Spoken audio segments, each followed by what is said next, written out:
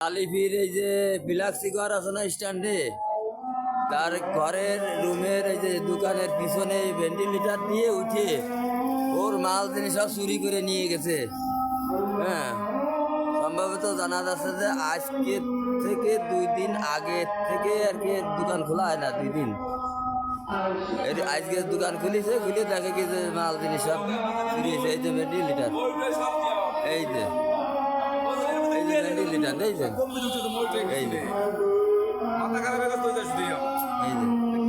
এই যে লোকজনে দেখতে আইছে, দেখেন এই যে, হ্যাঁ দেখছেন এই যে এইভাবে চুরি করে নিয়ে গেছে। এই যে সে ভেন্টিলেটার, এর ভিতরে কিভাবে সম্ভব একটা লোক ঢুকা? কি কেদা কত টাকার মাল জিনিস দিয়েছে, টাচ মোবাইল, এমনি মোবাইল, বাটন মোবাইল, টাকা পয়সা, অনেক মাল জিনিস নিয়ে গেছে।